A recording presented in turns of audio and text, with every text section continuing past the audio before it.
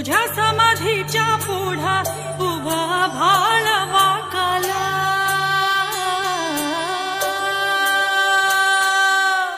तुझ्या ज्ञानतेच्या पुढा कोटी सूर्य फिकर झाला।